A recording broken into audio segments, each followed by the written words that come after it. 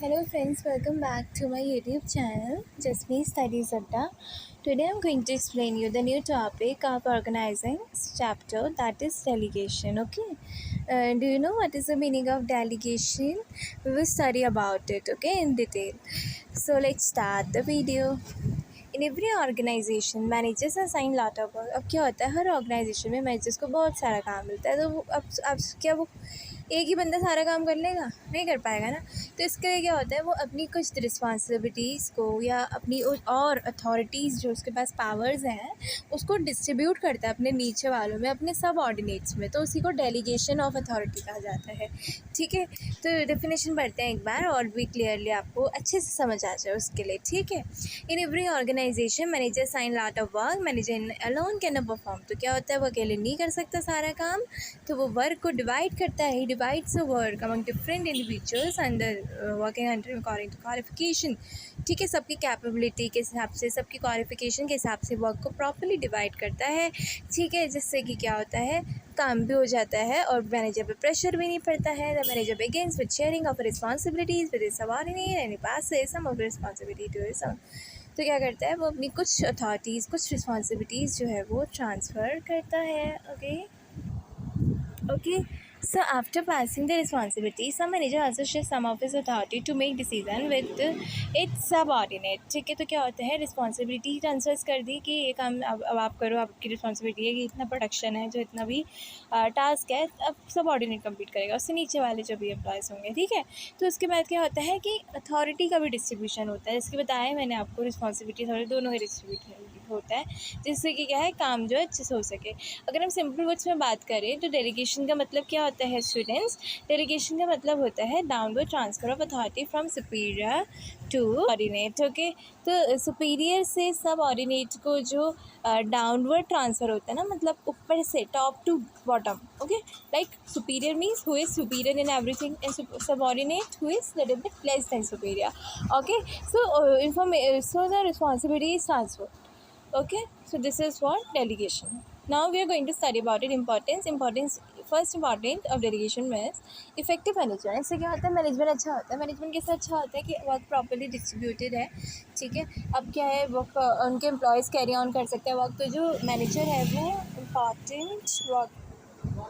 तो इससे क्या होता है, इफेक्टिव मैनेजमेंट होता है। ठीक है, क्यों? क्योंकि रूटीन वर्क जो है वो सबऑर्डिनेट्स के लिए डिस्ट्रीब्यूट हो जाता है। तो जो सुपीरियर है वो क्या करता है, मेन काम में फोकस करता है। So they are free to concentrate on other important matters. ठीक है, तो वो इंपॉर्टेंट मैटर्स जो है ऑर्गेनाइजेशन के विच आर वेरी इंपॉर्टेंट, तो वो उस पर फोकस करता है, जिसकी वजह से मैनेजमेंट भी अच्छा होता है। नेक्स्ट है एम्प्लॉयज़ डेवलपमेंट। एम्प्लॉयज़ का डेवलपमेंट होता है, कैसे होता है कि क्या है, अब जो काम जो है वो डिस्ट्रीब्यूट कर दिया एम्प्लॉयज़ के बीच। ठीक है, एम्प्लॉयज़ को क्या, थोड़ा और एक्स्ट्रा काम दिया और एक्स्ट्रा रिस्पॉन्सिबिलिटीज़ देती है, तो इससे कि क्या होता है, वो अपने स्किल्स को और यूज़ करता है और ज़्यादा उसके और टैलेंटेड हो जाता है। अपने टैलेंट्स उसके अंदर है, बट क्या उसको यूज़ नहीं करता है, यूटिलाइज़ नहीं करता है, तो उससे क्या होता है, उसका टैलेंट भी यूटिलाइज़ होता है। As a result of delegation employees get more facility under their talents. तो क्या होता है, तो वो यूटिलाइज देयर टैलेंट, तो अपने टैलेंट्स प्रॉपर्ली यूटिलाइज़ करता है और उनकी स्किल्स भी डेवलप होती है, क्योंकि वो कॉम्प्लेक्स से कॉम्प्लेक्स जो भी उनको रिस्पॉन्सिबिलिटी उन्हें करना तो पड़ेगा, भले ही वो डिफिकल्ट टास्क है। ठीक है, और उनके स्किल्स के हिसाब से ही आता है, इतना भी डिफिकल्ट नहीं दे देंगे कि मतलब वो कर ही ना पाए। ठीक है, तो उनके स्किल्स के हिसाब से उनको जो भी टास्क मिला वो करते हैं, तो उससे कि उनकी स्किल्स डेवलप होती है, उनका फ्यूचर भी आने वाला अच्छा हो जाता है। ठीक है, क्यों? क्योंकि फ्यूचर में और ज़्यादा स्किल्स हो जाएंगे वो। Motivation of employees mean employees motivate होते हैं, कैसे? क्योंकि डेलीगेशन में क्या होता है, जब मैनेजर्स अपनी रिस्पॉन्सिबिलिटी शेयर कर रहा है, रिस्पॉन्सिबिलिटी अथॉरिटीज़ दे रहा है अपने सबऑर्डिनेट्स को, तो क्या होता है कि वो लोग मोटिवेट होते हैं, क्योंकि वो समझते हैं सुपीरियर जो है हमको समझ रहा है कि हम भी कुछ काम कर सकते हैं, हमारे अंदर भी कोई कैपेबिलिटी है। ठीक है, तो एक ट्रस्ट वाली फीलिंग आ जाती है एम्प्लॉयज़ को अपने सुपीरियर के लिए और सुपीरियर को अपने एम्प्लॉयज़ के लिए। Okay, so this is facilitate organizational growth. अब इससे ऑर्गेनाइजेशन की ग्रोथ होती है, कैसे? कि डेलीगेशन प्रोसेस में जो मैनेजर्स जो है क्या होता है, रिस्पॉन्सिबिलिटी पास कर रहा है अपने सबऑर्डिनेट को, अथॉरिटी पास कर रहा है, तो क्या होता है, वो क्वालिफिकेशन के हिसाब से होता है, तो वो एक कैपेबल बंदा ही कर रहा है, तो जो कि स्पेशलाइज होता है उस फील्ड में। तो ऑर्गेनाइजेशन की ग्रोथ होगी ना, क्योंकि एक कैपेबल बंदा काम कर रहा है तो अच्छे से स्किल्स को यूटिलाइज़ करके करेगा, तो इससे ऑर्गेनाइजेशन की ग्रोथ होगी। ठीक है, और अपने भी कुछ क्रिएटिव आइडियाज़ तक आ पाएगा, तो नेक्स्ट क्या है, basis of management hierarchy. Okay, management की सीरीज़ भी इसी की वजह से बनी हुई है, मैनेजमेंट भी इसी तरीके से चल रहा है, क्योंकि डेलीगेशन से क्या होता है कि सुपीरियर और सबऑर्डिनेट रिलेशनशिप, सुपीरियर और सबऑर्डिनेट रिलेशनशिप जो है वो स्ट्रॉन्ग बेस ही उसका डेलीगेशन का काम करेगा, जो सुपीरियर सबऑर्डिनेट की रिलेशनशिप होगी, है ना। तो which is the base for hierarchy of managers, the extent of power delegated to subordinate, decide who will report to home. तो इससे क्या होता है, डेलीगेशन से सबऑर्डिनेट और सुपीरियर के बीच में ये कन्फ्यूजन क्लियर हो जाती है कि कौन किससे अपनी प्रॉब्लम डिस्कस करेगा और कौन किसको इंस्ट्रक्शन देगा। सुपीरियर का काम है इंस्ट्रक्शन देना और सबऑर्डिनेट का काम है अपने सुपीरियर से अपनी प्रॉब्लम को डिस्कस करना, ठीक है। बेटर कोऑर्डिनेशन, इससे कोऑर्डिनेशन भी अच्छा होता है, क्योंकि क्या है, प्रॉपर्ली वर्क डिवाइड है, ठीक है, प्रॉपर्ली वर्क डिवाइड है, सबको कोई डुप्लीकेशन नहीं होगा, क्योंकि ऐसा नहीं कि एक जो वो काम एक बंदा करे दूसरा करेगा, ऐसी ये बात नहीं होगी इसमें। क्यों? क्योंकि सबको अपनी अपनी रिस्पॉन्सिबिलिटीज़ ड्यूटीज़ पता है, क्या क्या सबकी पावर्स हैं, क्या क्या अथॉरिटीज़ हैं, सबको सब कुछ पता है, तो प्रॉपर कोऑर्डिनेशन भी रहता है आपस में, ठीक है। In delegation systematically responsibility is divided and employees are made answer for non completion. और अगर एम्प्लॉयज़ काम नहीं करते तो उनसे पूछा भी जाता है कि why they are not complete the task on time. Okay, so they due to better coordination they can complete the task on time on task on time only, sorry. They can complete their task on the time. Okay, so there will be no duplication of work. तो इससे क्या होगा, duplication भी नहीं होगा work का, और division work जो है वो प्रॉपर्ली डिवाइड है, तो इसकी वजह से काम जो है वो अच्छे से हो पाएगा और इफेक्टिवली हो पाएगा, ठीक है। नेक्स्ट क्या है, रिड्यूस द वर्कलोड। अब वर्कलोड भी रिड्यूस होगा, पता है कि हाँ, मैनेजर्स जो है, मैनेजर को तो काम उसने डिस्ट्रीब्यूट कर दिया, तो अब उसका वर्कलोड जो पहले से इतना ज़्यादा काम करना पड़ता है, अब उसे कम करना पड़ रहा है ना। और ये बेस है, सुपीरियर सबऑर्डिनेट रिलेशनशिप का बेस है, तो मैंने आपको बताई थी कि इस डेलीगेशन की वजह से इन दोनों के बीच में एक अच्छा रिलेशनशिप बना है, ठीक है, जिससे कि वो दोनों अपनी रिस्पॉन्सिबिलिटी अथॉरिटी को सुपीरियर जो है वो डिस्ट्रीब्यूट करता है, सबऑर्डिनेट जो है वो उसको फॉलो करता है, ठीक है। अब इसके एलिमेंट्स क्या होता है, एलिमेंट्स के इसके 3 एलिमेंट्स है बेसिकली। फर्स्ट है रिस्पॉन्सिबिलिटी आपको जो काम करना है, आपको जो काम दिया है वो आपको करना है, कैसे भी करो, कभी भी करो, but you have to do. It means the work assigned to individual include all the physical and mental activities to be performed by the employees at a particular job position, ठीक है। जो भी उसकी जॉब है, उसमें जो भी उसको काम दिया गया, भले ही वो मेंटली करना है, भले ही उसको आइडियाज़ लगा के करना है, भी करना है, भले उसको फिजिकली करना है, बट उसको करना है, that means okay.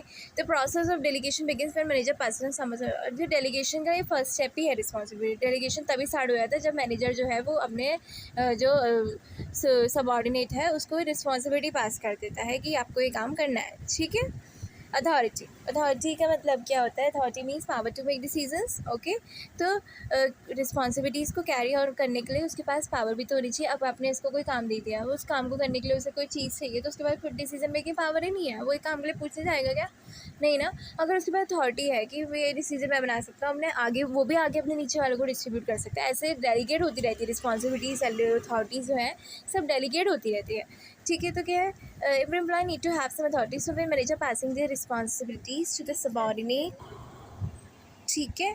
So authority का मतलब यही होता है कि तो एक पावर देना, डिसीजन मेकिंग पावर डिस्ट्रीब्यूट करना, ठीक है। The delegating authority is the second step of organising process. तो ये क्या है, ऑर्गेनाइज प्रोसेस में सेकेंड स्टेप है। सबसे पहले क्या होता है, रिस्पॉन्सिबिलिटी दी जाती है कि आप ये काम करिए, फिर उसके बाद डिसीजन मेकिंग पावर दी जाती है, ठीक है। Why sharing the authority, by just keep in mind the authority matching to student should not be delegated, ठीक है। मतलब एक चीज़ ध्यान में रखनी चाहिए कि जब भी आप अथॉरिटी जो है वो रिस्पॉन्सिबिलिटी से भी मैच करनी चाहिए, ये नहीं कि आपने सिर्फ डेलीगेट कर दिया, दे दी अथॉरिटी, ऐसे ही दे दी, नहीं। It should man the responsibility, उसका काम है, उसके हिसाब से उसको अथॉरिटी मिलनी चाहिए, यानी कि हाई पावर की अथॉरिटी दे दिया, उससे लो की दे दी, है ना। नेक्स्ट क्या है, अकाउंटेबिलिटी मतलब क्या है कि एम्प्लॉयज़ काम कर रहे नहीं कर रहे, उसको एक एम्प्लॉयज़ काम क्यों नहीं कर पा रहे टाइम में, तो उसका उनको आंसरेबल होंगे उस चीज़ के लिए, वो अकाउंटेबिलिटी हुआ, ठीक है। तो make sure the employees and subordinate perform the responsibility in expected manner the accountability. अब ये चीज़ देखने के लिए कि सब लोग जितने भी मैनेजर्स हैं, जितने भी सबऑर्डिनेट्स हैं, वो लोग अपना काम कर रहे हैं अच्छे से, ठीक है, अपनी रिस्पॉन्सिबिलिटीज़ जो है वो कंप्लीट कर रहे हैं तो उसके लिए अकाउंटेबिलिटी को क्रिएट किया गया.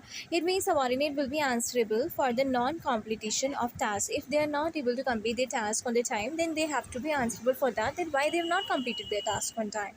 Okay, next creating accountability. Okay, तो ये थर्ड स्टेप है, ऑर्गेनाइजिंग का ये थर्ड स्टेप है कि अकाउंटेबिलिटी की उनको whatever work is assign to them. ठीक है, जो भी उनको काम दिया है उसके लिए they should be answerable if they are not able to complete it on time. Okay, it can only be share with the subordinate, which means even after delegating authority the managers will be counted for non competition. मतलब authority को distribute कर दिया, responsibilities को भी distribute कर दिया. ठीक हो गया. फिर उसके बाद भी क्या है, नेक्स्ट स्टेप जो है वो सुपीरियर देखता है कि काम क्यों नहीं हुआ है, काम हो रहा है नहीं हो रहा है, ये सब चीज़ें मतलब चेक करना भी उसका काम है. ठीक है, so this was all about the delegation of authority. Okay, I think you have understood it. So please, if you understood, do not forget to like and subscribe my YouTube channel, and please press the bell icon to receive the notifications of my video. Thank you.